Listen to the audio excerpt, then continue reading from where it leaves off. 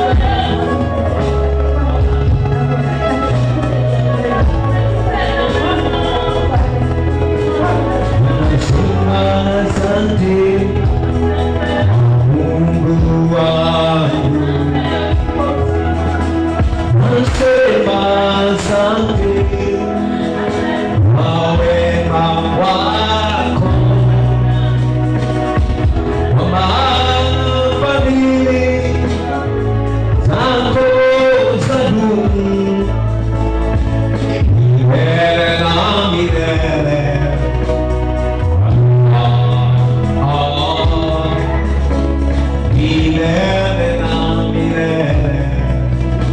Amina. Nasema asante.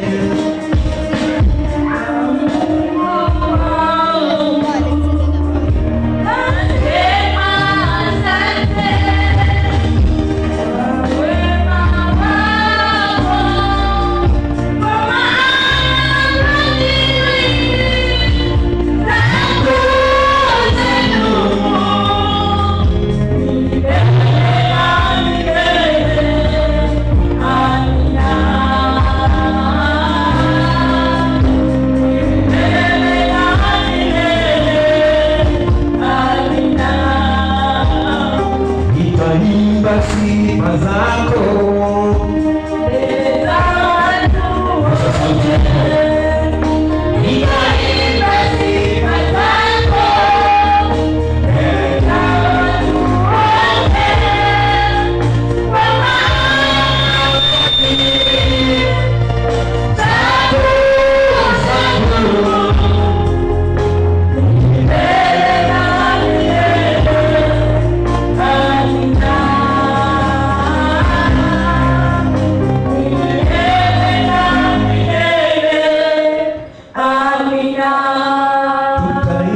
sifa zako mbele za watu wote, tutaimba sifa zako mbele za watu wote, kwa maana fadhili zako zadumu milele na milele.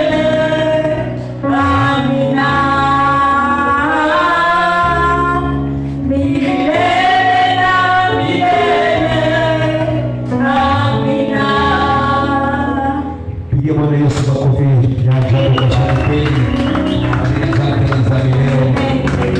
Bwana wabariki sana. Nakushukuru Mungu kwa sababu ya kuja kwako na uwepo wako katika ibada hii. Katika jina la Yesu naomba uchukue nafasi kukaribisha watu watatu. Mwambie umefanya vyema kuja katika ibada hii. Mwambie asione haya kuwa ako katika ibada. Ndio watu wanajificha wakienda nyumbani mwa Bwana. Watu wanajificha wakienda kanisani, lakini hawajifichi kwa mambo ya kawaida.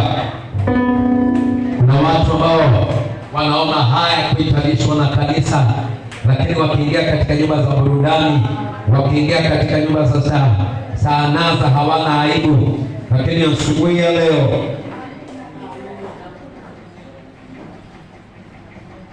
Bwana amekuwa mwema na amekuwa mwaminifu kwetu, na namshukuru Mungu kwa sababu ya nafasi hii. Asante kwa wale ambao wa students ambao Mungu amekuja midterm. Namshukuru Mungu kwa sababu ya ulinzi wake, na nafurahia Bwana kwa sababu ubali huu tumefika yale ya Ebeneza. Atukuzwe kwa sababu ya ujumbe ambao ameupeana kwetu asubuhi ya leo. Niko tayari kunena nanyi mahusia yake Kristo, kama vile Bwana alivyoweka ndani yangu ili nikaweze kunena na kanisa lake. Na Bwana amekusudia kunena nasi akitufunulia jinsi anavyofanya kazi, how God works. Jina la Bwana litukuzwe. Biblia inasema katika Isaia 55 ndio andiko letu la kwanza kusoma, Isaiah 55 from verse 8 kuendelea. Maandiko inaeleza kuhusu jinsi yeye anavyofanya kazi, na kwa sababu ni Mungu anafanya kazi kwa njia ajabu. Anasema, maana mawazo yangu sio mawazo yenu, wala njia zenu sio njia zangu, asema Bwana. Verse number 9, Biblia inasema, kwa maana kama vile mbingu zilivyo juu sana kuliko nchi, ndivyo njia zangu zilivyo juu sana kuliko njia zenu, na mawazo yangu kuliko mawazo yenu. Mstari wa 10, maandiko inasema in verse number 10, maana kama vile mvua ishukavyo na theluji kutoka mbinguni, wala hairudi huko, bali huinywesha ardhi na kuisalisha na kuichipuza, ikampa mtu apandaye mbegu na mtu alaye chakula. Hivyo Mungu hufanya mambo kwa njia ya ajabu na njia ya kipekee. Jina la Bwana litukuzwe. Na Mungu hufanya mambo kwa wanadamu kupitia imani. Jina la Bwana litukuzwe. Na imani ndio funguo, ni mojawapo ya funguo inapokubeba katika kuingia asili ama kuingia katika upeo wa kiungu. Jina la Bwana litukuzwe. Na kuna tunapoangazia jinsi Mungu anavyoyafanya mambo, tutaka uelewe ya kuwa unatembea na Mungu kwa imani. Jina la Bwana litukuzwe. Na Wahibrania 11 inaongea kuhusu imani na inasema ni kuwa na uhakika. Hiyo mtu wa imani hangojei awe na kitu ili aweze kuanza kushuhudia, lakini mtu wa imani ananena kuhusu tarajio lake kabla hajalipokea, kwa sababu ana uhakika wa yule aliyemwahidi. Jina la Bwana litukuzwe. Kitu chochote kile Mungu ameahidi ni sawa na kusema umekipata, kwa sababu Mungu akiahidi anatenda. Amen. Biblia inasema yeye si mwanadamu aseme uongo. Hilo jambo lolote ambalo limeahidiwa na Mungu katika Biblia ni sawia na kusema chochote kile amekinena umekipata. Jina la Bwana litukuzwe. Hivyo kwa kujua jinsi Mungu anavyofanya kazi, how God works, mtu wa Mungu inakupasa kujua neno la Mungu ili ujue amesema nini. Amen. Nasema tena kwa sababu Mungu atalifuata neno lake alitimize. Ili kile ambapo ni chako amekwisha kinena kwa maandiko, na ili uweze kupokea lile aliloliahidi lazima ujue lipo. Amen. Na kama una hakika kile aliahidi kipo, basi una uhakika wa kukidai. Amen. Na pia una uhakika wa kujua, because he who promises God and is faithful in his promises, basi nimepata ahadi yangu. Amen. The mysterious working of God, as you walk with him, you will see and hear things that others cannot hear. Jina la Bwana litukuzwe. Mtu ambaye ama jambo moja ambalo ni dhahiri la mtu ambaye anatembea kwa imani na anaishi kwa imani, utayasikia mambo ambayo mtu wa kawaida hayasikii, na utayaona mambo ambayo mtu wa kawaida hayaoni. Jina la Bwana litukuzwe. Na hii ndio tofauti ya mtu ambaye anaishi kwa imani katika Kristo Yesu na mtu ambaye hana imani. Maana kuna aina mbili ya imani, God's faith and natural faith. Kuna imani ya Mungu na imani ya kawaida. Jina la Bwana litukuzwe. Mwanadamu yoyote ambaye hajaokoka anaishi kwa imani ya kawaida, maana alipata na anajua mambo jinsi yanavyotendeka. Lakini wakati tulipookoka, tunaanza kuishi katika imani ya Mungu. Jina la Bwana litukuzwe. What is faith? Kasema faith is trusting on what God has said and seeing before physical manifestation. Nimetafsiri imani kwa lugha hii. Imani ni nini? Imani ni kuamini kile Mungu amesema na kukiona kile Mungu ameahidi kabla hakijajitokeza wasiwasi. Jina la Bwana litukuzwe. I'm saying it in English again. Faith is trusting on what God has said and it is seen before physical manifestation. Jina la Bwana litukuzwe. Imani ni kuamini kile Mungu amesema na kukiona kabla hujakipata mikononi. Mwanzo 15 mstari wa kwanza, Genesis 15 from verse 1 through verse number 6, inaongea kuhusu maisha ya Abraham. Na Abraham, jina Abraham limetoka kwa jina Abram na lina maana mara mbili. Abram means Abraham. Before akwe Ibrahim, Abraham ni maana yake ni exalted father, baba aliyetukuzwa. Abraham ni baba wa mataifa mengi. So exalted father, baba aliyetukuzwa na baba wa mataifa. Jina la Bwana litukuzwe.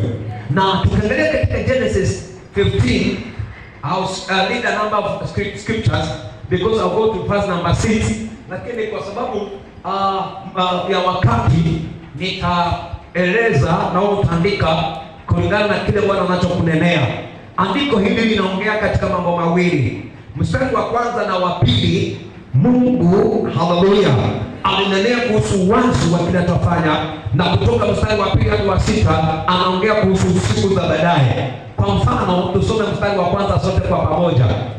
Baada ya mambo hayo, neno la Bwana likamjia Abrahamu katika jonzi likinena, usiogope Abrahamu, mimi ni ngao yako na thawabu yako itakuwa kubwa sana. That after these things the word of the Lord came unto Abraham in a vision and saying, fear not Abraham, I am thy shield and thy expected great reward. Baada ya mambo hayo, hivyo ukisoma mstari mlango wa 14 wa kitabu cha Mwanzo, Genesis 14, utaelewa ni kwa nini anasema baada ya mambo haya. Ilikuwa ni after a military victory. Alikuwa amepigana mlango wa 14 na watu waliokuwa wameshindana na wao na akawashinda. Jina la Bwana litukuzwe. So God was assuring Abraham. So tunaona trusting God, number one, how God works is our message today. Kitu cha kwanza Mungu anashughulikia katika maisha yetu, he deals with our fear. Jambo la kwanza Mungu anashughulikia ndani ya maisha yako ni shaka, doubt in your mind. He deals with fear first. Maana anapokuondolea shaka, anapokuondolea uoga, the second thing that God does, anaongea about your future. Anaanza kukwambia kesho utakuwa namna gani. Because you cannot face tomorrow with fear. Hauwezi ukajiandaa kwa ajili ya kesho kama bado una mashaka. So akamhakikishia Abraham, mimi Abraham nitakuwa ngao yako na nitakuwa thawabu yako. I'll be your shield and your great reward. So in other words, anamwambia Abraham, be assured, kuwa na uhakika. Amen. Nitakulinda. Unapokuwa na uhakika, ni kama mtoto. Mtoto ukimrusha juu hivi, hakuna mtoto wakati mtoto anapiga duru, maana amezoea ukimrusha unamshika. Jina la Bwana litukuzwe. Hivyo hakuna siku moja mtoto ndani yake anakuwa na mawazo ya kuwa anaweza kosa kupokelewa ama kushikwa. Amen. Ni kama watoto wetu, wao wanajua akiambiwa kitu na mwalimu akimwambia bila shaka atakipata. So there is no doubt, they have nothing to doubt that you will intervene in their solution. Hallelujah. And that's what we call the God faith. Imani inayofanana na ya mtoto. Imani inayolingana fanana na mtoto, maana yake ni nini? Kile Mungu amesema iko sure atafanya. He has confirmed it. Amedhibitisha kwa neno lake. Anasema yeye si mwanadamu aseme uongo. Hivyo akikwambia kitu atafanya. Amen. So ukikosa kupokea si upande wa Mungu. Niangalieni vizuri kabisa. Ukikosa kupata jibu sio Mungu amekataa, ni wewe. Ni nafasi yako. Maana yeye akiahidi atatenda. Na yeye ameahidi haja hapa na jina la mwingine, ni kwa sababu yeye ni mdeni. Give you example of what I am saying. Wajua Mungu akikupa kitu wewe hapungukiwi. Amen. Wewe yeye akikupa kitu wewe unatajirika, unapanuka, lakini hapungukiwi. Ali kwa sababu amekupa. Na kwa mfano huko katika kitabu cha Wafalme, yule mama ambaye aliachwa na deni na mume wake alikufa akamwacha na madeni.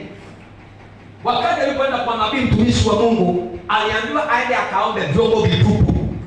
Aliposema anabakisha mafuta kidogo kwake, akaambiwa akaombe vyombo vitupu. Na alipokuja akasema nimeomba, niko nazo, akaambiwa aminini haya mafuta kwenye hizo vyombo vitupu.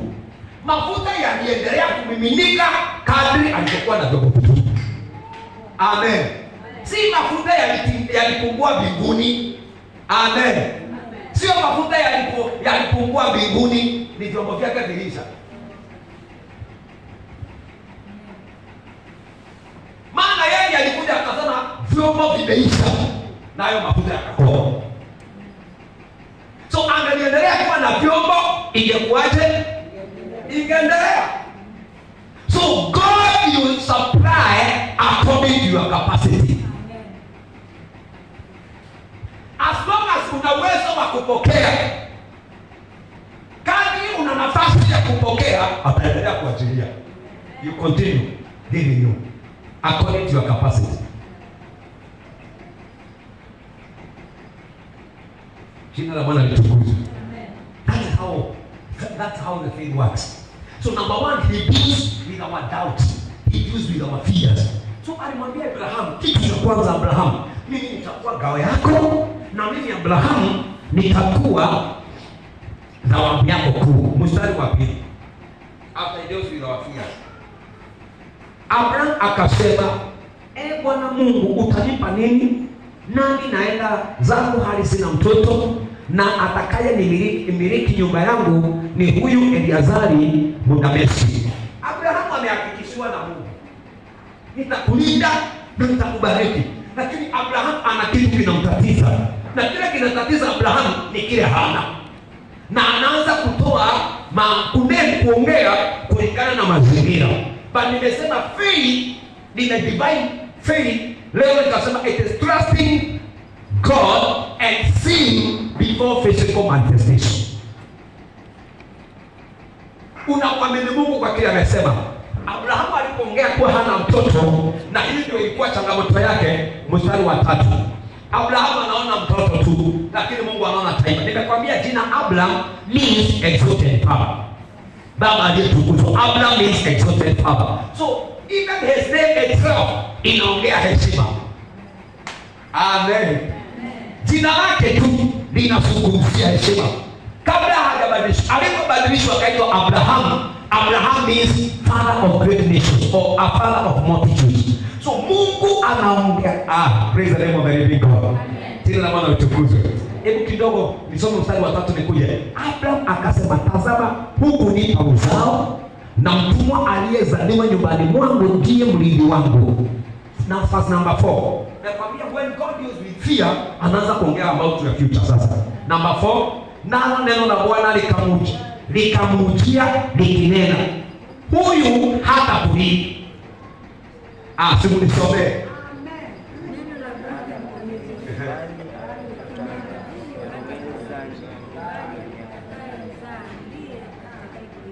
Amen. Ni vile mnaweza maneno, but this is so powerful. And behold, the word of the Lord came unto him, saying, this shall not be thy heir, but he that shall come forth out of thy own bowels shall be thy heir. Verse number 5. Akamtoa akasema, simusome kwa ujasiri, tazama juu mbinguni, kisha usihesabu nyota, kama unaweza kusihesabu. Akamwambia, ndivyo utakavyokuwa uzao wako.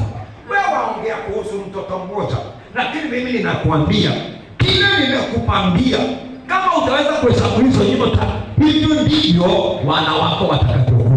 Jina la Bwana litukuzwe. Verse number 6.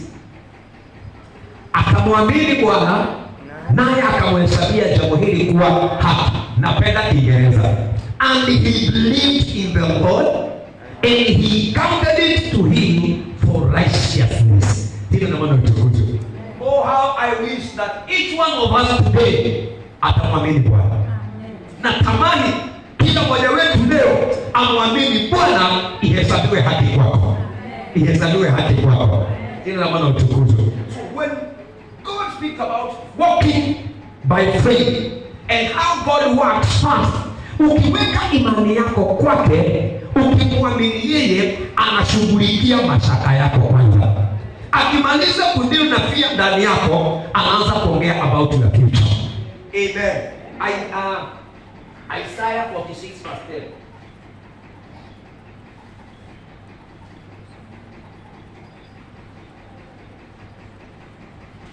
For 6 and verse 10.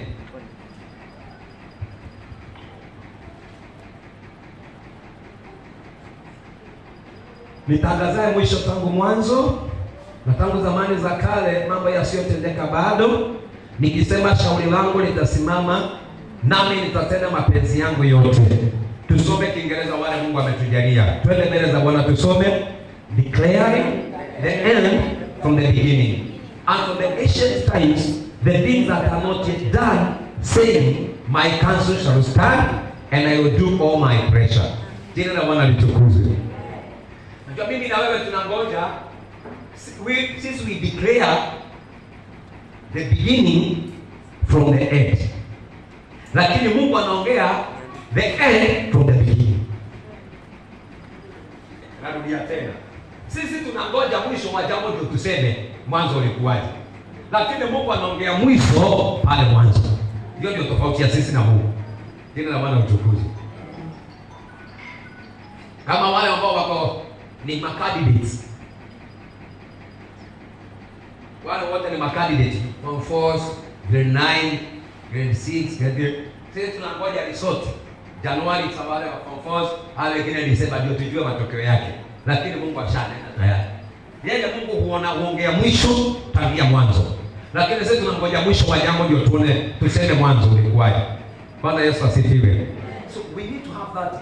God works from the end, from the beginning to the end, anajua. That's why the Bible calls him Alpha and Omega. Anaanzisha na anamaliza. So hapandi hapo katikati atafanya namna gani? Bwana Yesu asifiwe. Hakusuka haamuki akasema na waza iwe hii. Him have already planned. Ndio maana alimwambia Abrahamu, toka kwenu uende katika ile nchi nitakao kuonyesha. Mungu haandai nchi kwanza, hadi wewe unionyeshe kwa namna gani. Anasema toka. The God works by faith. And the moment ambao unamwamini, unamtumainia, jina la Bwana utukuzwe. Amen. Trusting God even before you see it. Trusting God is what is faith. So Genesis 14, there was a military victory of Abraham. And God came with a word of comfort and encouragement. Jina la Bwana utukuzwe. Wakati turudi katika Genesis 15, verse 1 and 2. Wakati Mungu anapomwambia nitakuwa ngao yako. That's comfort. Wakati Mungu anakuambia nitakuwa ngao yako, nitakuwa thawabu yako kuu. Haya ni maneno ya faraja na ya kutia moyo. Jina la Bwana litukuzwe. And this is the life of a believer. This is the life of a Christian. We have comfort in the Lord. We have the inner peace. Allow me to define peace. Amani ni nini? Tunapoongea amani, Bwana Yesu asifiwe. Peace is knowing God divine purpose in your life. Amen. Unapojua amani inatokana na kujua makusudi ya Mungu juu ya maisha yako. Unapojua mpango wa Mungu ni nini, unapojua mawazo ya Mungu ni nini kukuhusu, unakuwa na amani. You have peace. Jina la Bwana utukuzwe. Nitaendelea kueleza amani. Amani, peace is not the absence of problems or trouble. Amani si kutokuwa na matatizo. It is not the absence of challenges, it's not the absence of trouble. But peace is assurance of a guarantee. Peace is that, maandiko inasema, the peace of God that surpasses all humans' understanding. Peace is being calm in the midst of pressure. Be calm. Ni kuwa na utulivu katikati ya dhoruba. Be calm in the midst of pressure, in the midst of trouble. Nasema amani si kuwa hakuna matatizo. Walipokuwa katika merikebu wakivuka ng'ambo ya pili, Yesu aliingia ndege na akalala. Wanafunzi wanang'ang'ana na mawimbi. Napenda niulize swali. Wakati wanang'ang'ana na mawimbi na maji yakiingia kwenye mashua yao na wakiyatoa na wakiendelea kuyumbayumbishwa na upepo karibu kuzama, Yesu alikuwa wapi? Yesu alikuwa wapi? Ako hapo ndani. Wao wanaangana lakini amelala. Wataka kuniambia hiyo mashua, hiyo ndao, hiyo boat wakati na yumba Yesu asikii na yumba. Haiko kando. Nyaka na washangaa wanapiga duru na wanamwamsha, Bwana mkubwa. Haujali tunataka kuzama. Kama ni mimi ningewauliza mnasema mimi nikiwa wapi? Si hata mimi tazama mkizama. Sasa mwanililia nini na kwa zama zote? Lakini Yesu hakuwajibu kama mimi. Ndio nasema njia zake ziko juu sana ya njia zangu. Katikati ya mawimbi na dhoruba, wao wanaona kifo, yeye amelala. Ako kama. Ni kama mtoto amekubatiwa na mamake. Hata gari iname nyingi unapiga duru, yeye haikusumbui. Yale matatizo mnaona ni nyingi, yeye haikusumbui. Ako kama. Ana amani, ana utulivu. Tena na Bwana utukuzwe.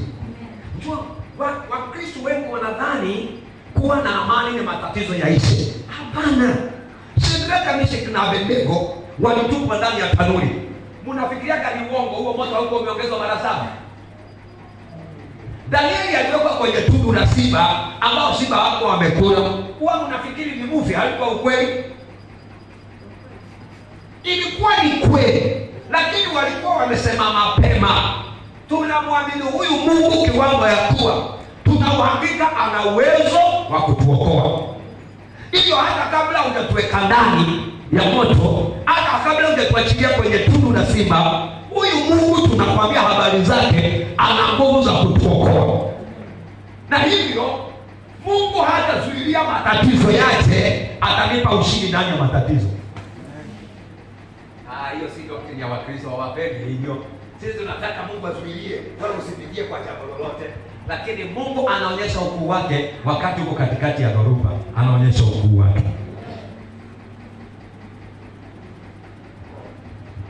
Nimesikia na naamini unanikamata kwa mtandao, usishike tu madhabahu bila nini. Na ninaamini kuna maombi nasikia wapendwa tunaomba, na asubuhi leo nataka kucorrect tabia hiyo. Unasikia Bwana, adui zangu wasinione. Nifiche adui zangu wasinione. Lakini maandiko yale nasoma mbili nasema anaandaa meza. Narudia tena. Ninaandaa meza machoni kwa adui zako.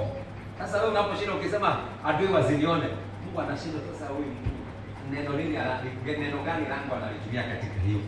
Mimi nataka maadui watu wane kitu ambao Mungu anafanya. Wacha ni correct theology kwa sababu ndio unasonga. Ni kuandaa, ni kutayarisha katika maombi na nikupatie picha jinsi ilivyo. Mungu hafichi maadui zako kukuona. Anaruhusu wakuone, anakushinda. Kitu ambao anafanya, anawazuilia wasikufikie. Lakini kukuona wanakuona. Nafikiri mwimbaji alikuwa amepata ufunuo ninaopata sasa. Aliyesema ombea adui zangu aishi siku nyingi, majione kwa macho, hakuna haja kabisa hata kabla hajaona baraka ambazo Mungu ameweka mbele. Jina la Bwana litukuzwe. Maadui wanaona, wananiona. Maadui zako wanakuona. Kitu ambapo Mungu anafanya, na nataka kuadhibitishia nisikuache mashakani. Isaiah 59 verse 18 and 19. I want to prove to you the scripture. Wanakuona lakini umekingwa, umelindwa.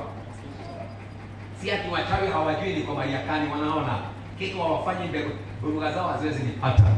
Si kwa sababu wale wanaokuinda hawakoni, wanakuona lakini hawakufikii. Isaiah 59 tusome.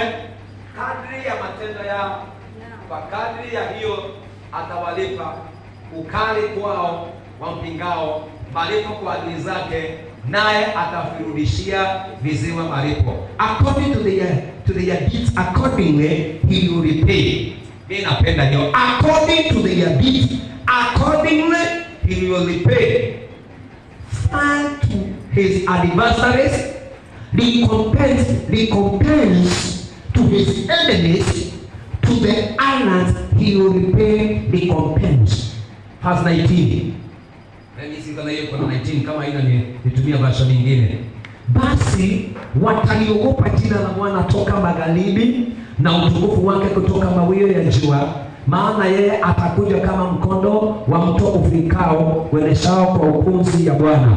Kiingereza inasema and the rising of the sun when the enemy shall come in like the flood, the spirit of the Lord shall lift up as standard against him. This is what I was looking for. And I read version hainanga hiyo iko kwa footnote. adui atakuja. Lakini kile Mungu hufanya, anakupandisha kiwango. Si ati adui hawakuoni, wanakuona, lakini anakuzunguka na ukuta.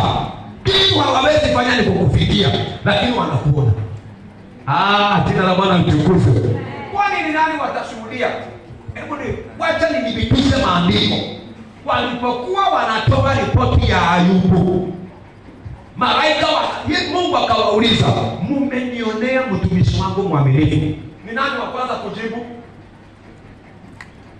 Kujeni Bible study Wednesday. Ni nani wa kwanza kujibu? Ni Shetani. Nimemuona. Lakini si ati anakupenda, umemlinda sana. Lakini kumuona nimemuona. Ambia jirani yako, Shetani huwa anakuona. Kitu hawezi akafanya. Asikumbilie njia maana. Kitu hawezi akafanya ni kukufikia. Mungu hawezi kuruhusu. Na pia maandiko inasema kila jaribio linalokuja lilivyo limepigwa. Mungu akijua hilo hawezi, anaweka mipaka, alikuja. Lakini lile linalokukujia amelipima, akaona fulani hawezi anguka na hii. Katika jina la Yesu. Hebu mshike jirani yako mkono na ushukuru Mungu, umshukuru Mungu kwa sababu ya yale mambo anayopitia. Shika mtu mkono, mwambie Mungu asante kwa sababu ya mambo anayoyapitia. Muombe, umempa kiwango ya kushinda hayo. Maana kama hangeliyaweza, haungekuwa umemuondolea. Hivyo Bwana, hili jambo analolipitia, mkumbushe katika jina la Yesu. Limepimwa kwa mizani na wewe utalishinda. Kijana, hakuna jaribio unalolipitia halijawahi kupitiwa na mtu mwingine. Umepewa neema ya kulishinda. Usiondoe macho yako katika kumwangalia Bwana. Petro alipitia katika mawimbi na dhoruba, lakini alikuwa anapita juu ya maji. Kile kilifanya Petro aanze kuzama. Endelea kumuombea. Kile kilifanya Petro aanze kuzama ni wakati aliondoa imani yake kwa Kristo. Alipoondoa macho kumtazama Yesu, Petro akaanza kuzama. Asubuhi ya leo kwa jina la Yesu, muombee huyo umemshika mkono, asiondoe macho yake kwa Yesu, asiondoe macho yake kwa Mungu. Maana Mungu anaongea kuhusu mwisho tangia mwanzo. Hilo jambo unalolipitia, inuliwa kiwango, inuliwa kiwango. Maandiko yamesema adui anapokuja kama mkondo wa maji uendao upesi, Roho wa Bwana atakuinua kiwango. Asubuhi ya leo muombea inuliwe kiwango ili akabiliane na jambo hilo. Maana Mungu huondoa uoga kwanza ndani ya maisha ya mtu. Mungu huondoa mashaka ndani ya maisha ya mtu, na baadaye anaongea hatima. Mnenee, tabiria mtu huyo kwa jina la Yesu. Yeremia 29:11. Mpango wa Mungu juu yako ni mwema. Nena juu ya huyo mtu, mwambie mpango wa Mungu juu yako ni mpango mwema na mwisho wenye mafanikio. Asubuhi ya leo Mungu anafanya mambo kwa njia hiyo. Mungu anafanya mambo kwa njia hiyo, na kwa sababu ametangaza mwisho tangia mwanzo, wewe utashinda kwa utukufu wa jina la Yesu. Elewa vile Mungu anavyofanya mambo katika maisha yako. Ni katika jina la Yesu tumeomba. Amen. Amen. Pigia Yesu makofi katika jina la Yesu. Walijua hivyo ndivyo atafanya kazi siku ya leo. Na nashukuru Mungu kwa sababu Yesu. Amani moyoni haiji kwa sababu hakuna matatizo. Amani ama utulivu ndani unatokana na uhakika wa kile Bwana amesema. Abrahamu anaongelea kuhusu mtoto mmoja, lakini Mungu anaona mataifa. Tunaongea hesabu nyota. Wakati mwingi tutasumbuliwa na kile ambao hatujapata katika siku ya katika. Na ukumbuke Abrahamu. Ni ambapo tuongee maisha ya Abrahamu, uone kile tunachozungumzia Mungu anaona mwisho. Wakati Mungu alipomwambia Abrahamu amchukue mwanae Isaka aende katika mlima Moria akamtolee dhabihu. Walipokuwa njiani wakienda na Isaka, Isaka anamwambia baba, tuna kuni, tuna moto na tuna kisu. Kitu hatuna ni kondoo. Baba, tunaenda kutoa nini leo? Ibrahimu alijibu namna gani? Mungu atajitafutia. Mungu atajitafutia. Na wakati nilizwa kwa darasa kama Mungu alikuwa, kama Abrahamu alikuwa anadanganya Isaka, niliulizwa na wanafunzi wangu kwa darasa hapa. Kama Mungu hapa, Ibrahimu hapa anadanganya Isaka. Ibrahimu alijua Waebrania 11 nafikiri 35 inasema women shall receive their dead back life again. Kasema Abrahamu alikuwa na imani kweli Mungu atajitafutia. Na kama anajitafutia Isaka hako ana shida. Shida yetu ni kwa sababu kile kiko mikononi ndio tunakwama nacho. Ni kweli hata kama ni mimi na nina watoto zaidi ya mmoja ningeshindwa kumtoa. Ningefanya mjadala na Mungu. Lakini Abrahamu alijua vile Mungu anafanya kazi. Alikuwa amefika kiwango ya kuachilia. Kwa kweli sisi hata kamoja tungepiga nduru. Na sie tuna mmoja peke yake. Lakini Abrahamu alielewa jinsi Mungu anavyofanya kazi ni tofauti na nini. Na tuangalie hiyo hadithi mpaka mlima wa Moria. Ibrahimu amemwambiaje Isaka? Mungu atajitafutia. Walipofika mlimani, Mungu alijitafutia mahali kujitafutia. So, neno la Abrahamu likatimia. Mungu mwenyewe anajua mwisho. Mungu anaongea mwisho tangia mwanzo. Hii tunastahili kufanya ni kumwamini yeye. Alipomwambia Abrahamu, na mimi naona Isaka hata alipowekwa juu ya kuni hakujirusharusha kama watoto wetu. Leo hata kuambia wakuje maombi wanakasirika. Isaka kama ni wewe ungewekwa juu ya kuni ungetulia. Ona vile kila mmoja anacheka kweli. Wewe unaambiwa ufunge unasikia ufunge utapoteza. Unaambiwa ila kwa uaminifu unasikia inapoteza. Lakini Isaka alitulia. Abrahamu akainua kisu. Ndio akasikia Mungu akamwambia Ibrahimu, nimeona uaminifu wako. Haya usini wabide usimuguze mwana, geuka nyuma. Akaona kondoo. Tena la mwana utukuze.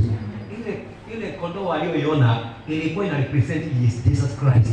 Hakuna mmoja wetu anastahili kufa juu ya dhambi. Geuka nyuma uone kondoo. Yesu Kristo mwana wa Mungu ambaye anabeba dhambi zako. Kama Isaka, wewe una sababu ya kuwa sacrifice because of your sin. Lakini ukikataa kugeuka nyuma, utaua maisha yako. Ibrahimu amekataa, hapana, uliniambia nichinje nitamchinja. Wanamwambia Abrahamu, nimeona. Usimguze mtoto, geuka nyuma. Unateseka ni kwa sababu haugeuki kuangalia msaada wako. Narudia tena, tatizo letu ni kwa sababu hatugeuki tuone uweza wake juu ya maisha yetu. So please, that hii amani inayopita akili ya mwanadamu sika kinyume cha kuwa na matatizo. It is putting everything unto him, putting everything in him and walking in faith. Ukitaka kuwa na amani ya milele, amani ya kudumu, wachia Bwana mambo yote. Mkabidhi Bwana haja za moyo wako. Mkabidhi Bwana hali zako. Shida yetu ni kwa sababu tunasema pale msalabani niliweka. Lakini sisi tunaenda pale msalabani, unakabidhi, unaacha yale unataka na unabeba yale unataka. Alafu ukianza kukaa huko kidogo, unarudi pale msalabani, unaokota hilo unataka kubeba. Kama ni kumwachia Bwana, mwachie yote akubebee. Jina la Bwana litukuzwe. Unaposema msalabani nimeweka, weka yote. Amen. Lakini mwanadamu ni kama tunachagua hii nitabeba, hii utanibebea. Asubuhi ya leo mwachie Bwana yote. Imba ule wimbo I surrender. I surrender. Oh. I surrender. I surrender. Oh, to Jesus.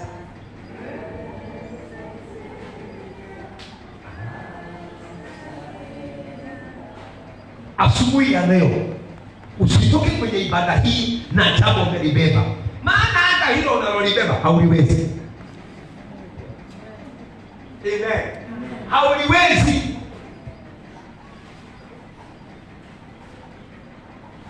Mpendwa, imba nani? Msalaba ndio asili ya mema.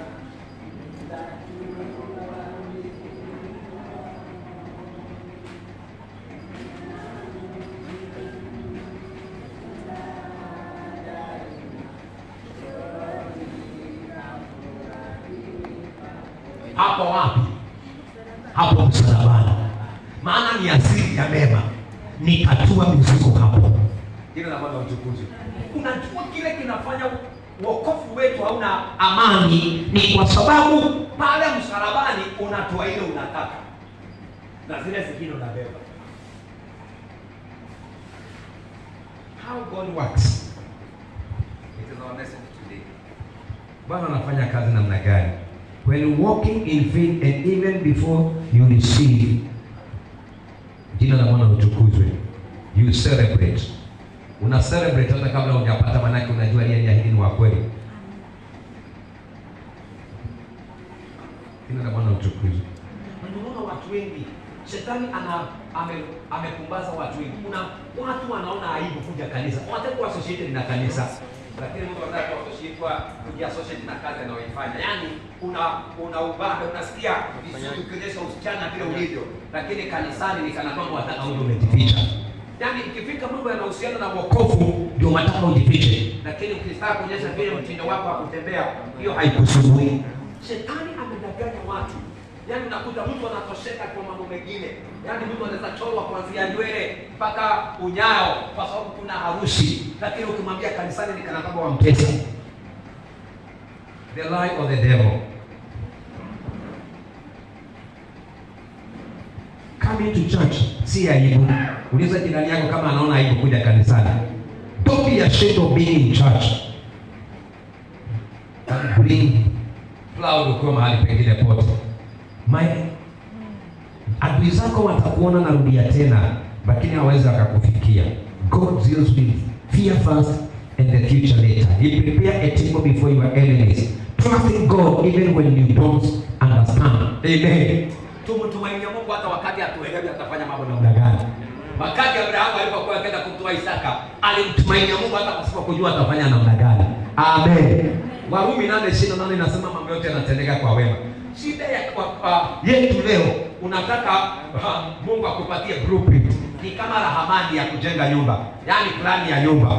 Sasa usikakuwa na plani mkononi, unaona Mungu kana kwamba hatafanya. Nataka nirudie, Mungu ninaongea habari zake. Jeremiah 29:11 anasema, nilikuwa nafikiria ameweka Romans 8:28 but he didn't catch up. So Jeremiah 29:11 anasema mawazo ninayokuwazia ni mema, plani yangu kukuhusu. Already God's plan is there. Amen. The plan ya Mungu, mawazo ya amani wala si mabaya, kuwapa nyinyi tumaini siku zenu za baadaye. Nakwambia after God has dealt with your fears, anaongea about your future. Amen. God is talking about our tomorrow. He is talking about our future. And that's why we should trust him today. Hai, Mungu awabariki wao. Wameokoka wawili wamesema amen. I wish ningekuwa na mashahidi zaidi ya wawili hawa. Amen. When you trust God today, wachana na kesho, ataishughulikia. Lamentation chapter 3 verse 22-23 kuendelea. Lamentation. God wants you to trust him leo. Wachana na kesho. Usiseme nitamwamini Mungu kesho. Wewe unamwamini maisani kupita mtihani. Wacha kumwamini KCSE. Mwamini mtihani mkifungua midterm. Mwamini Mungu leo. Amuka asubuhi usome, mwamini leo utashika. Wacha kuniambia utafanya bidii hadi tama. Stop fooling yourself. Ni pia twende party 22 basi. Ndio 2023. God is giving us a credit today. Simu yako unaongea leo, kama umenunua tubonge zinatumika kwa siku ngapi? Ukinunua tubonge ya mwezi, huo mwezi ukiisha, ukinunua tubonge za leo zinaisha leo. Usitumie usisitumie, zinaisha. Naye Mungu ametupatia tubonge yake ya leo. Tumwamini leo. Leo si kesho. Kama utamwamini maisani Disemba, mwamini leo. Na hata pakani ujui. Let me give an example. Najua niko online but I give an example. Jana asubuhi pili alipigia simu asubuhi. Amelia sana. Na Lia anapiga na niamka nini? Dadini nimeibiwa simu. Imeibiwa 5:30 nini? Mimi nitoka nimesafu wenzangu. Nimetoka saa 9 nimesafu saa 11. Wao wanamkanga mapema saa 9. So umeanza simu saa 11 simu yangu imeibiwa. Imeibiwaje? Sasa anaanza kunielezea kilia tu. Sasa na sina nitamwona namna gani? Ikifika saa 5 anasumbua tu ninunulie simu. Ninunulie simu. Sasa ana jingine. Kile kamwambia sasa kwa na amani mpaka hapo achana na simu, fikisha hapo achana na hiyo. Usilie tena tadili na hiyo mambo. Lakini kaambia na kwa sababu nina mtumainia Mungu, nikamwambia sasa pige muda kwanza ni track hiyo simu. Sasa nina track jamani na tunaki wapi? Hata si kutoka kwa nyumba. Hata si kutoka bedroom. Mpaka usiku. Leo saa asubuhi kabla sijakuja naona simu ile alipiga nayo. Dadi si ameshikwa. Ameiba baraki nyingine. Tumempata. Naambia silikwambia na kutrack wewe. Silikwambia na kutrack. Kazi unazungumza na yeye nilikwambia. Ananiambia sasa simu mbona huko tu alikuwa niletee nyingine. Namwambia simu yako nilikwambia inarudishwa wewe. Bwana mtukuze. Ni huruma za Bwana kwamba hatuangamii kwa kuwa rehema zake hazikomi. 2023 ni mpya, si usome, ni mpya asubuhi. Uaminifu wako ni mkuu kila siku asubuhi. Kiingereza inasema they are new every morning. Great is thy faithfulness. Kumtumainia Mungu si jana na si kesho, ni leo, sasa hivi. Kama kuna kitu unatarajia kwa Mungu, wacha kupeleka kesho. Verse 24. Bwana ndiye fungu langu, husema nafsi yangu, kwa hiyo nitamtumainia yeye. Si ati nitakuja kumtumainia. The Lord is my portion, says my soul. Therefore I will hope in him today, not tomorrow. Msichana, kama unaamini utakuwa na doa, wacha kuenda kesho, wacha kuhanya ukiangalia ni wapi. Tumainia Bwana yuko. Imani ni leo, si kesho. Amen. Jana ni kama cheki ambayo ni kama credit ambayo imeisha. Tupongezo zote iwe ni za iwe ni social media, iwe ni bundles, iwe ni simu ya kupiga, kama ni ya siku moja nilitumia kwa hiyo saa. Hilo ni saa ukikataa kutumia imeenda. Nami ninasema imani haitumiki kesho. Imani inatumika lini? Leo. Sasa hivi. Kama ni imani ni saa hii. Si kesho. Mmoja akamwambia Yesu, ukipenda unaweza kusema. Yesu akamwambia nataka kuwa hicho kinachotaka kuwa. 25.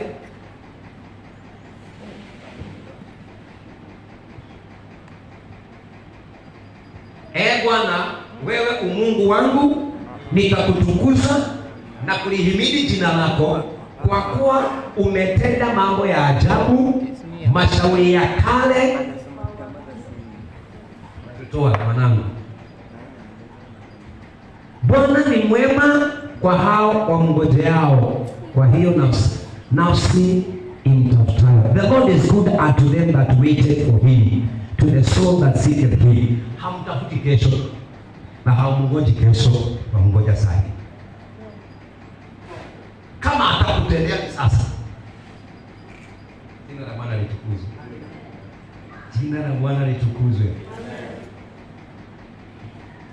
The simplicity of faith through the solidity of the promise. Nilisema the simplicity, nilikuwa na divide to the word faith. Na nikasema the child's faith, it is that trust. Ni kama vile mtoto, he trusts the parents without doubt. Mtoto anamtumainia mzazi bila shaka. Na ndio ninasema the simplicity. Uhalisi ama urahisi wa imani ni nini? Ni wakati ni kutumainia, ni ama uhakika wa kuamini ni kutokana na aliyeahidi. Jina la Bwana litukuzwe. God has an answer already when you exercise faith. Naomba mseme nyuma yangu. God has the answer already when you exercise faith.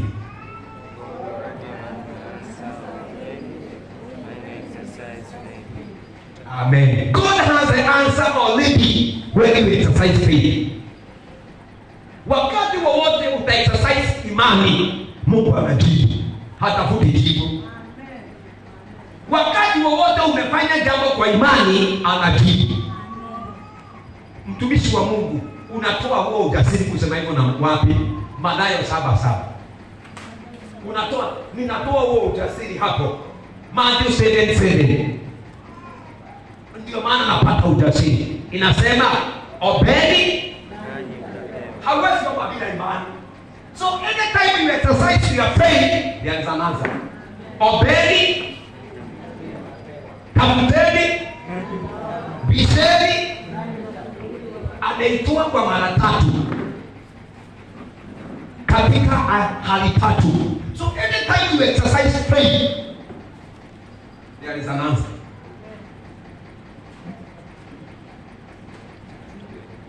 Ukichukua hatua ya imani, ambia jirani yako kuwa tayari kupokea. Elisha alimwambia Ahab kutanyesha. Jina la Bwana litukuzwe. Mtu mmoja akakataa kuchukua hatua ya imani. Mtu aliyechukua hatua ya imani akamwambia utaona, kesho utaona. Lakini wewe hutakula, lakini utaona. Nimekwambia adui hafichi kukuona. Atakuona lakini hakufiki. Walipoenda baharini anaangalia anasema sioni wingu, sioni chochote. Mwisho akaona naona wingu kama linatoshana kama kiganja. Akamwambia hakukimbia maana yake utanyeshewa. Jina la Bwana litukuzwe. Anytime you exercise faith, jibu liko tayari. God has an answer already when you exercise faith. Ndio hapo nimetumia mfano wa Abraham. Abraham alipoambiwa atoe Isaka, akamtoa Isaka, hakutia shaka, alitoka na mwanae.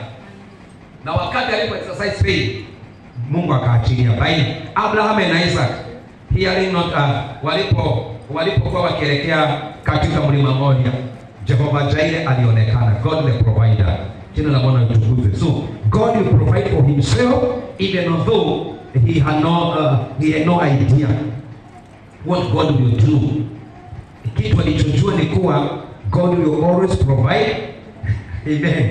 When you apply faith, ukifanya zoezi la imani, Mungu atafanya. You make a way where there is no way. Even when he doesn't know how. Ama hata wakati unaonekana kama kwamba it's not making any sense, Mungu bado atafanya. Amen. Nobody will understand the mysteries of the faith. Amen. Nasema nobody will understand the mysteries of faith. Ukianza kuoperate in faith, watu hatakuelewa. Watu hatakuelewa. Yule mtu atakayekuelewa wakati unafanya kwa imani ni Mungu. Na kila watu wataona ni matokeo ya imani yako. Bwana Yesu asifiwe. Mambo ya imani wanadamu wanaona matokeo, lakini hawaelewi when you are talking the faith language. Mungu anasema nakumbuka nikiongea kuhusu activating your faith. Lazima uongee imani. Lazima ufanye hatua zinalingana na imani. Jina la Bwana litukuzwe. Usinene faith hapa alafu fanya mambo ambayo inapinga kile umesema. Abrahamu alimwambia Isaka Mungu atajitafutia, na hivyo wakatembea. Akaambia wengine watu wabaki, twende na wewe Isaka ukaone Mungu akijitafutia. Twende na wewe ukaone Mungu akijitafutia. Jina la Bwana litukuzwe. How God works. Na mambo kadhaa nilitaka nieleze lakini muda hauruhusu. So Abraham declares, na ukumbuke wakati Mungu anamwambia Ibrahimu hivi, Genesis 15, Abraham hapo na miaka 75. Na Mungu anamwambia wacha kuniambia ni Eliazari atakuridhi. The only one, the way you think. Mungu hafanyi kulingana na kipimo cha miaka yangu. Mungu hafanyi kulingana na kipimo cha akili zangu. Anafanya kama yeye. Jina la Bwana litukuzwe. Amen. So when we are acting faith, hatutakuelewa. Wakati unatembea, wakati unafanya mambo kwa imani, hatutakuunderstand sisi. Na shida ya mwanadamu ni kutaka kuconfuse. Stop confusing people in the ways of faith. Barabara yako ya imani, wacha kutaka watu wajue, hawatakuelewa. Hata unauliza kwa nini Ibrahimu hakumwambia Sara mke wake anaenda kutoa Isaka? Amen. Nitakomea hapo. Kwa nini Ibrahimu hakumwambia Sara? Nataka nikwambie kuna vitu tunazita the pillars of your life. Nguzo za maisha yako. Bwana Yesu asifiwe. Kuna secret waambie kila mtu. Narudia tena, dia pillars. Na sasa hivi when you acting on faith, kama unataka kuongea jambo la imani, usishirikishe kila mtu, ushirikishe watu wa imani kama wewe. Mariamu alipoambiwa katika Mathayo mlango wa kwanza kuanzia mstari wa 18, Matthew 1 from 18. Mariamu alipoambiwa atabeba mimba, hakumwambia mtu. Biblia inasema akaweka hayo maneno kwake. Wewe unapata mchumba na ni mrashia, umempata kwa TikTok, alafu unatangazia watu wote na ni mruhusu. Kasi Mkenya ni mrashe. Unatangazia kila mtu kitu hata akijajamea miguu. Mungu atoka. Unajua hizi mitandao ni njia ya shetani ya kuanika. Yaani wewe unaanika ukiwa umebeba mimba, unajiweka pale wakati wa baby shower, unajianika ukiingia River Road, unajianika hapo kwa mtandao ukitoka River Road. Umeanikia ufalme wa giza, mambo yote wameyaona mapema. Unafikiri mtandao ni kujimarket, lakini hujui unajiexpose katika ulimwengu wa kupigwa vita. Ukijua hujapanda kiwango cha kuona za kikapa, wacha kuandika kila kitu. Kisha kuna tuzia uoga. Sikuzi uoga, inakwambia usionyeshane amari yako, wacha kuonyesha adui silaha zako. Don't expose your amari kila siku. Amen. Mariamu akajiwekea. Mambo haya alipotokea na malaika alijiwekea, aliyaficha.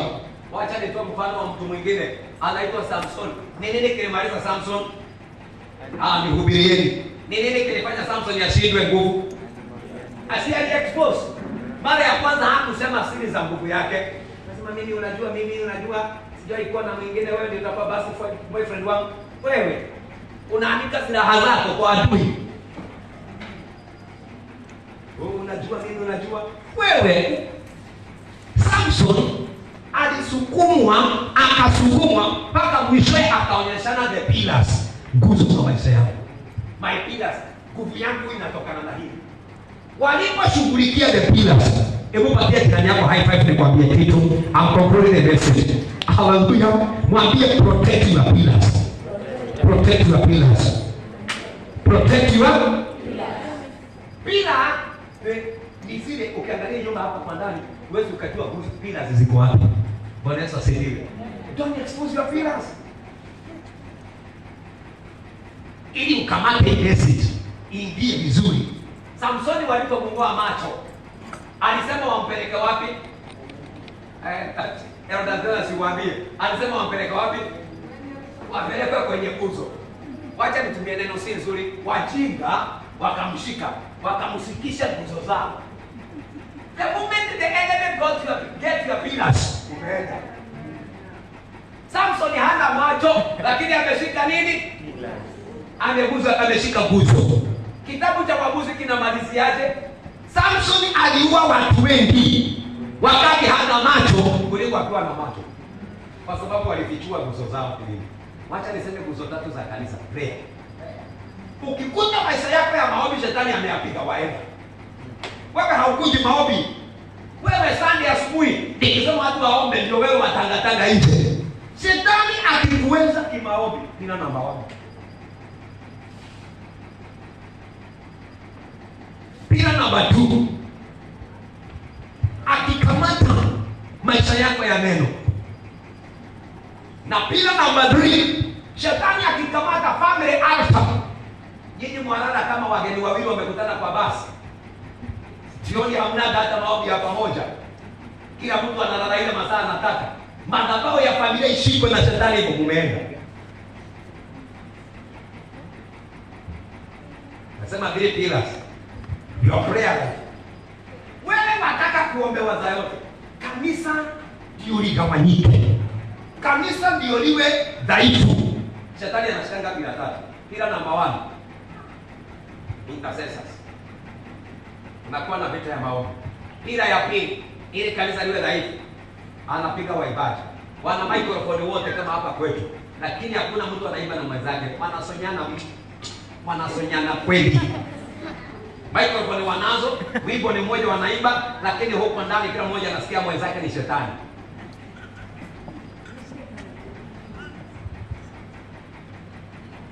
Worship.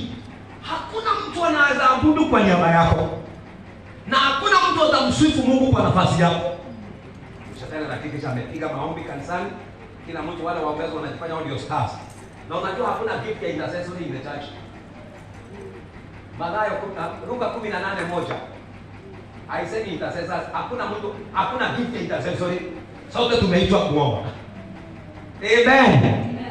Maandiko yanasema akawaambia mfano ya kwamba imewapasa kumwomba Mungu siku zote wala si kukata tamaa.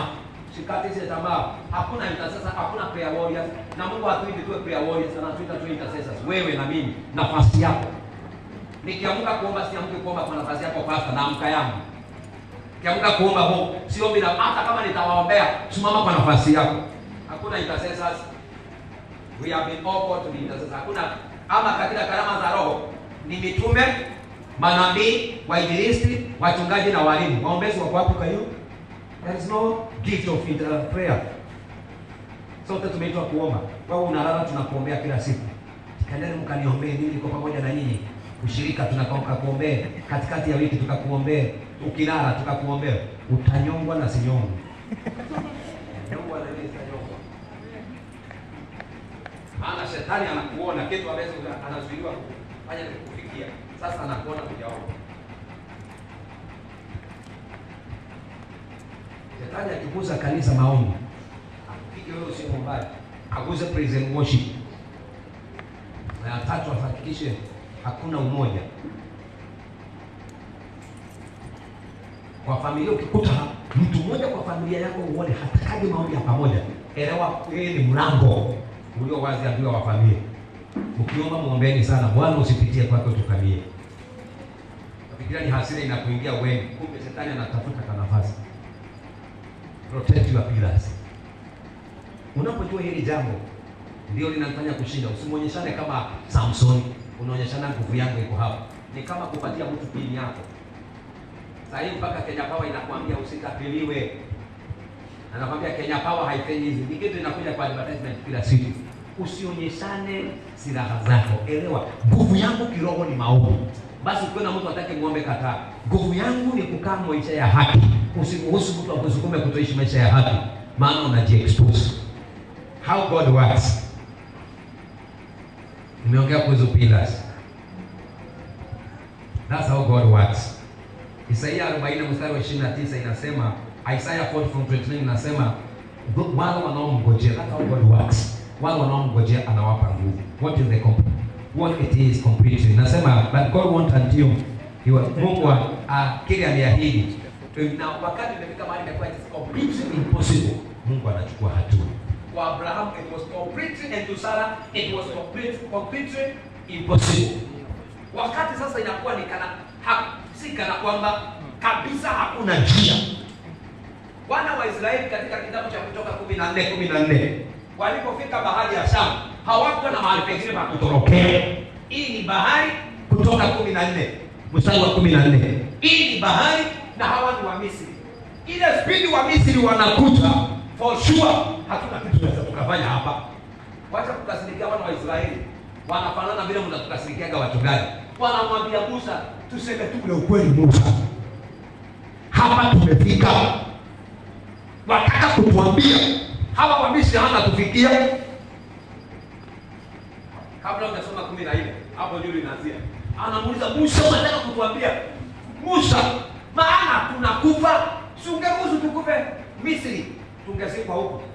Chairman, unapoongea mambo ya welfare, Biblia inasema kama hutazikwa vizuri, afadhali ungezaliwa mimba yako ikiharibika. Biblia ndio unaopaka kusoma hivi. Kama hutazikwa vizuri, afadhali mimba yako ikiharibika ukose kuzaliwa. Iko kwa Biblia. Hii ukiongea mambo ya welfare mnaongeaga na woga. Ambia hili kanisa nataka kumzika kila mmoja wakati wake ukifika kwa heshima. Naye ndio nimzike kwa heshima hayo mambo ya welfare. Maana yule ambaye hatazikwa kwa heshima, afadhali hangezaliwa. Ndio the Bible says. Jina la Bwana litukuzwe. Haitangezaliwa huyo mtu. Naongea how God works. Mipango ya kuandaa ili mmoja wetu atoka kumzike vizuri ni roho. Hebu angalia mwenzako kama anasikia kama anahubiri ama anasikia sasa nimemkwaza kuongea mambo ya welfare. Hebu angalie ni kiroho cha kutosha. Biblia inasema azikwe kwa heshima. Na kama hana heshima, maiti hangezaliwa. Kama mtu anamwambia mzuri na welfare hapa. Ndio tuzike mtu na magunia na ni wakuokoka. Tumfunge na mkeka na ni wakuokoka. Sisi mama mdogo. Muuliza jirani yako kama ni member wa welfare. Na kujibu. Increase the strength of the weak if you faint in the days of the hallelujah. You should not faint in the day of adversity. haustahili kukosa nguvu wakati. So Musa akamwambia simameni wima. Neno hili lisokuambia huko Misri, tukisema tuache tuwatumikie wa Misri, maana afadhali kuwatumikia wa Misri kuliko kukufa jangwani. Waisraeli walijua kukufa jangwani utazikwa, utaliwa na tai na mandege wa angani. Akajua sasa hakuna haja nikue chakula ya fisi, nisikwe fast. Musa akawaambia watu, msiogope, simameni tu mkaone wokovu wa Bwana atakavyowafanyia leo, kwa maana hao wa Misri mliowaona leo hamtawaona tena. Jina la Bwana litukuzwe. 14 sasa. Musa anaongea leo. Bwana atawapigania nyinyi, nani mtanyamaza kimya. God is present tense. Mungu anaongea leo. Anaambia wacheni kule mlitoka, wacheni kule mnakwenda. Leo utaona wokovu wa Bwana. God is working today. I wish ningekuwa nanyi katika ibada ijayo. Ningesema mambo haya manne ya kuwa the king's aspects, lakini kwa sababu lazima niwaachilie wale wanaenda pastors. Wacha nisisikie wivu wa kushinda nikiwakamata. Ninawaachilia katika mambo haya. Kuna mambo ambayo ni sita ya muhimu kuyanena, but I will speak about this. I will talk about it in the coming service. Amen. Let's appreciate Pastor Christmas. Mweka hiyo kiti kwa mbele. Pastor Christmas is my great friend of many years. Over 22 years we met, and we are good friends. Thank you for coming to be with us. Amen. So how God works. Number one, He transforms our inner person. Filipi 2:13. Mungu anafivi ndivyo ili hali hii umeke ndani ya maisha yako. Tumesema according to Isaiah 46:10, He speaks about the end from the beginning. So number one, He transforms your inner man.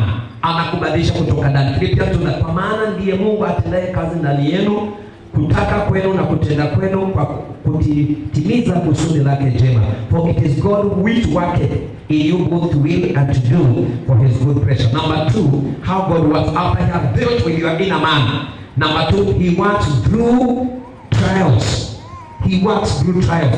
Romans chapter 8:28. Anaruhusu trials. How God works. Number 1, He transforms your life. Number 2, He uses the trials. Romans, nasi tunajua ya kwamba katika mambo yote Mungu hufanya kazi pamoja na wale wampendao katika kuwapatia mema, yani wale waitwao kwa kusudi lake.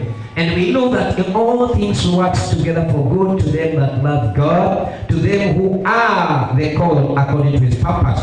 And number 3, God works with kings. How God works? Transforms your life. Number 2, He uses trials to shape you. And number 3, He uses kings. Anafanya na makonde. Number 3 or number 4, maybe He works behind the scene. Hata wakati humuoni, God is still working. Hata wakati ufikiri kuna kitu kinatendeka, He works behind the scene. Even as you are sitting here today, we are hearing that God is working. That's why we are talking about faith is trusting God and seeing before any physical manifestation. That's what faith is. And that's what Abraham alifanya. Behind the scene, Mungu alikuwa anafanya. Walipokuwa wakienda heading to Mount Moriah, kuna mambo Mungu anayafanya. The first thing that God did was to transform Abraham. Na akajua He is Jehovah Jireh.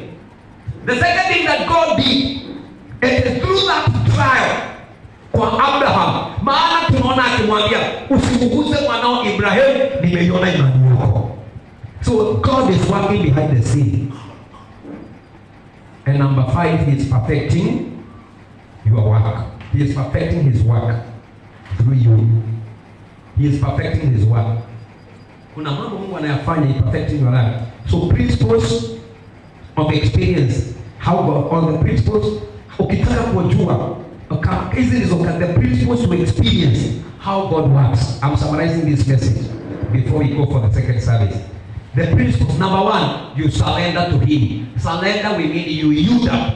Jiachilia kwa Mungu. Iwapo unataka kuona vile Mungu anafanya kazi, jiachilia kwake. Number 2, trust His ways. Amini njia za Mungu. And number 3, align in His purpose. Jiweke kwa mpango wake. Ukitaka kujua, ukitaka kuona vile Mungu anavyofanya kazi ndani yako, ukitaka kuona kazi za Mungu ikitendeka kupitia kwako, you surrender, jiachilie kwa Mungu. Maana kwa sababu tumesema the key aspects, anakubadilisha na anafanya behind the scenes na anaruhusu hali hizo align with his purpose. Kaa kwa mpango wake, ukijiachilia kwa mpango wake, if you align na sio, ukijiachilia utaona kile anachofanya. Utaona kile Mungu anachofanya usipojiachilia kwake. So Abraham alimwambia Isaka, God will provide for himself. Alijiachilia kwake, anafanya ndagani. As you leave this service, jiachilia kwa Mungu afanye. Nasema tena, achilia mambo yako kwa Mungu. Release everything, surrender everything. Simama kwa Mungu yako. Put your trust in him. Put your trust in him. Surrender everything. Inua tu mikono yako, anza kusurrender kwa Mungu. Yield to him. Nimesema surrender means you yield to God, trusting his ways, aligning in his purpose. We are niko Mariakani na uko Mariakani. Tuko hapa ni kwa sababu tumetumainia, tunangojea, tumemtazamia afanye. Na kwa sababu ni Mungu, tuachilie kwake atende katika jina la Yesu. Mwaminie maisha yako. Anajua mwisho tangia mwanzo. Na yeye ni Mungu, atatenda kwa sababu ya uaminifu wake, atatimiza kwa sababu ameahidi katika neno lake. Oh God of heaven, tuko hapa asubuhi ya leo katika jina la Yesu. Tunakubaliana na neno lako. Wewe, the first thing that God uses in our life ni uoga. Mwambie Bwana akuondolee shaka na uoga. Anapoondoa uoga ndani yako na anapohakikisha uoga umeondoka na mashaka yametoka ndani ya maisha yako, anaongea kuhusu kesho yako. Mpango wake kwako ni mwema, mawazo yake kwetu ni mema, anatimiza kusudi lake katika jina la Yesu. Bwana na atende kama alivyoahidi katika maisha yako, na akutimizie huyu Mungu wa kweli, akutendee asubuhi ya leo, akutendee. Mwamini Mungu. Hebu tamka hilo jambo unaloliamini kwake Mungu, hilo jambo unalolitumainia kwake. Amesema na atatenda, ni kwa sababu yeye ni Mungu. Kwa jina la Yesu. Musa aliwaambia wana wa Israeli, simameni muone wokovu wa Mungu leo. Nimesema faith is today, faith is not tomorrow, faith is now. It is now. It is now. If there is anything you are trusting God for, it is today. Katika jina la Yesu. Kama kuna jambo unamwaminia Mungu, usiseme kesho, ni leo katika jina la Yesu. It is now. It is now. It is now.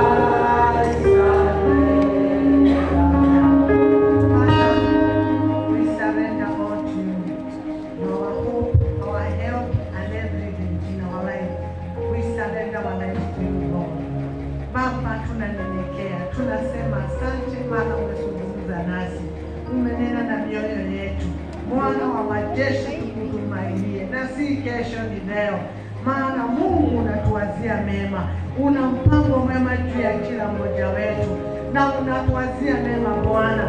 Tusaidie tukakutumainie, tusaidie tukae na imani kuu Bwana. Tuendelee kuactivate imani zetu, ili Bwana wa majeshi, Mungu wangu, pita imani zetu tukafanye mambo makuu. Asante kwa kunena na mioyo yetu, jina lako litukuzwe. Kule Bwana tulikaa kama kutumainia, kule tumekuwa na roho ya kuzungulika kila masani kwamba hautendi. Bwana tusamehe, tupe hiyo moyo wa kukutazamia, tupe hiyo moyo wa kukuangalia.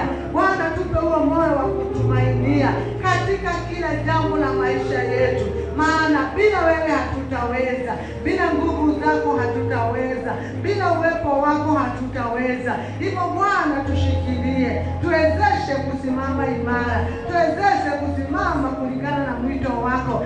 God, help us that we will know your purpose in our life, ili Bwana tuenende kulingana na mpango wako, ili tutimize kusudi lako na maisha yetu.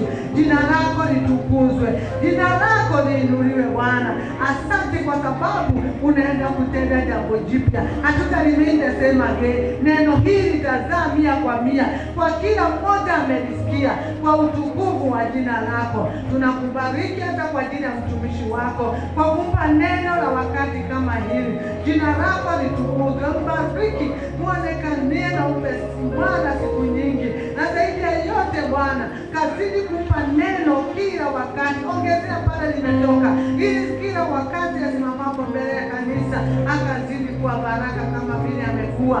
Pokea sifa zote na utukufu, nasi tunafurahia kwa sababu umetuhudumia. Twasema asante Bwana, twasema asante. Na tuchukui ni kawaida, kuna watu wanaingia makanisa lakini watoki wakiwa wamefunguliwa. Bwana, tunasikia tumefunguliwa, tunasikia tumenyweshwa, tumelishwa neno ambalo limekomboa maisha yetu. Jina lako litukuzwe, jina lako lipewe sifa. Asante Mungu mwaminifu, twakuheshimu na twakubariki. Twasema ni asante. Ni katika jina la Yesu tumeomba na hata na kushukuru.